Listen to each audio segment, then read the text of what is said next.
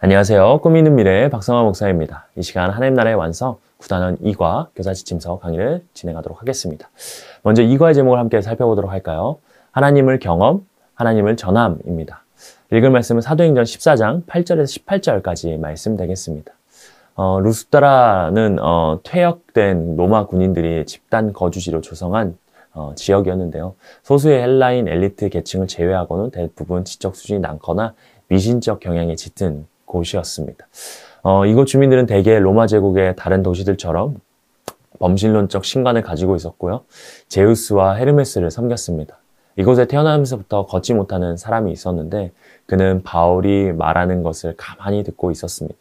바울은 그 사람 안에 구원받을 만한 믿음이 있는 것을 보게 됩니다. 그 순간 바울은 큰 소리로 내 발로 바로 일어서라 라고 믿음으로 선포합니다. 그러자 그 사람이 일어나 걷게 되어집니다. 바울이 믿음으로 선포하자 놀라운 기적이 일어난 것이죠. 예수님의 이름에 선포할 때 하나님의 놀라운 일들을 그들이 보게 됩니다. 루스드라 사람들이 나면서부터 걷지 못한 자가 일어나는 그 기적을 보자 바나바와 바울을 향해 제우스와 헤르메스라고 말합니다. 신이 아니면 할 수 없는 일을 했기 때문에 그렇게 여겼던 것이죠. 이때 바나바와 바울은 옷을 찢으며 사람들의 시선이 하나님을 향하게 합니다. 이는 하나님의 백성이 보여야 할 마땅한 자세인 것이죠.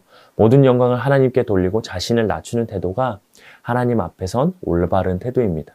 하나님의 백성은 하나님의 영광을 취하는 것이 아니라 하나님의 일하심을 증거해야 하는 것입니다. 이와 같은 내용을 가지고 우리 아이들에게 가르쳐야 될 원포인트는 바로 하나님의 백성은 하나님을 증거해야 한다라는 것입니다. 그럼 우리 함께 외울 말씀을 같이 읽어보도록 할까요? 시작! 영생은 곧 유일하신 참 하나님과 그가 보내신 자 예수 그리스도를 아는 것이니이다. 요한복음 17장 3절 말씀. 아멘. 우리 함께 그럼 웰컴 활동을 한번 이어서 살펴보도록 하겠습니다. 웰컴 활동 진짜 능력인데요. 하나님의 살아계심과 그분의 능력을 경험한 적이 있는지, 우리 그 경험을 했다면 어떻게 반응을 했었는지 우리 친구들이 나눌 수 있도록 해주시면 좋을 것 같아요. 이렇게 인도해주시면 좋을 것 같아요. 하나님의 살아계심과 능력을 경험한 적이 있다면, 그리고 그때 어떻게 반응을 했는지 생각해보고 한번 자유롭게 나눠주면 좋을 것 같아요. 그리고 나누신 후에 우리가 나눴던 것처럼 하나님의 능력을 경험했다면 하나님을 자랑하고 드러내야 합니다. 하나님의 능력 앞에 자랑할 수 있는 건 오직 하나님밖에 없기 때문이에요. 오늘 말씀에도 하나님의 능력을 경험하고 그 경험을 드러냈던 사람이 나옵니다. 하나님의 능력을 어떻게 경험했는지 우리 함께 어드벤처를 통해서 한번 살펴보도록 할게요. 라고 하시면서 어드벤처로 넘어가 주시면 좋을 것 같아요. 우리 어드벤처에서 3가지 질문을 통해서 말씀을 살펴보도록 하겠습니다. 바나바가 루스드라에서 만난 사람은 누구였나요? 나면서부터 걷지 못하게 되어 걸어본 적이 없는 그런 사람이었습니다.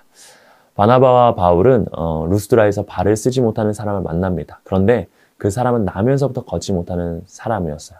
걸어본 적이 없는 사람이었습니다. 바울은 발을 쓰지 못하는 사람에게 무슨 말을 했고 그 사람은 어떻게 반응했나요?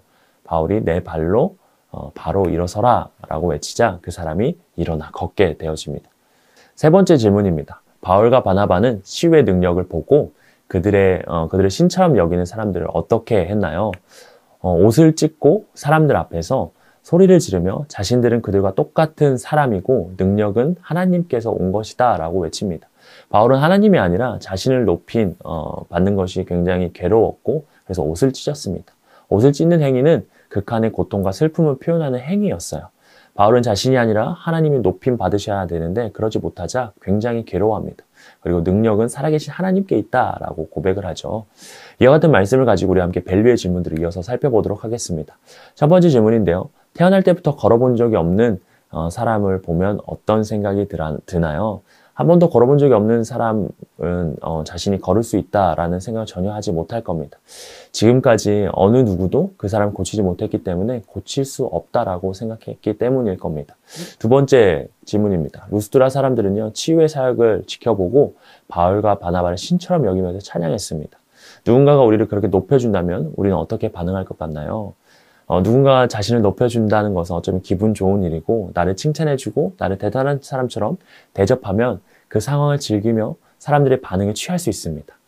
하나님이 하셨음에도 그 사실을 잊어버린 채 마치 자신이 한 것처럼 은혜를 잊은 모습을 보일 수도 있을 것 같아요. 그런데 하나님은 그런 거짓된 마음을 기뻐하지 않으신다라는 것입니다.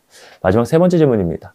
바울과 바나바는 놀라운 일 끝에 하나님만 전하고 하나님만 찬양했습니다. 우리도 바울과 바나바처럼 하나님의 능력을 경험하고 하나님만 전하고 있나요?